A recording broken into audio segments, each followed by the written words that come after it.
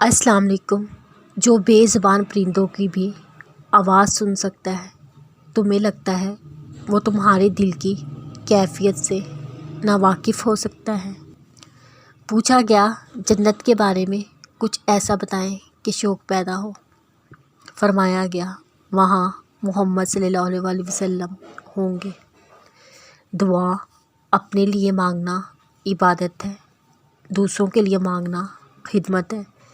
عبادت سے جنت ملتی ہے اور خدمت سے اللہ۔ بے شک وہ بہترین کارساز ہے۔ سکون نماز میں اور نصیحت قرآن میں ہے۔ خاموشی بھی کسی کو یہ بتانے کا بہترین طریقہ ہے تم نے اچھا نہیں کیا۔ وہ تمہارے سینے میں چھپے ہر درد کو محسوس کرتا ہے۔ اللہ جانتا ہے تمہارا خاموش دل کیا چاہتا ہے۔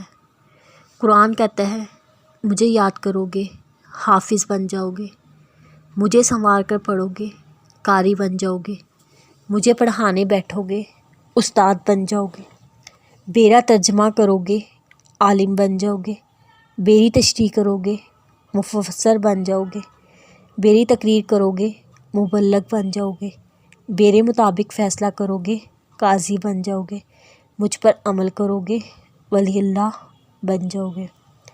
جب اللہ نے سورۃ آل عمران میں فرما دیا دعا پہاڑوں کو بھی ان کی جگہ سے سرکا سکتی ہے، تو قبولیت کا شک بنتا ہی نہیں۔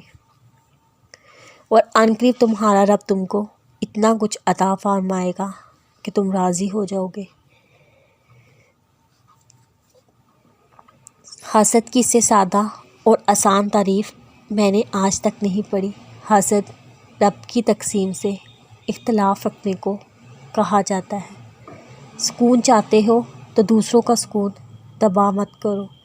بہترین انسان وہ ہے جو مسائل حل کرتا ہے، بدترین انسان وہ ہے جو مسائل پیدا کرتا ہے۔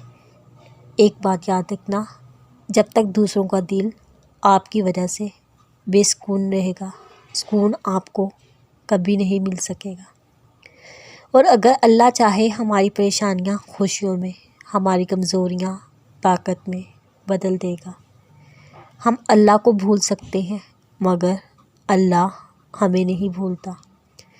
جو آنسو ہم کسی کو دکھا نہیں سکتے وہ ہمیں سجدوں تک لے جاتے ہیں۔ جائے نماز وہ واحد جگہ ہے جہاں رو لو سامنے والا تماشا نہیں بناتا۔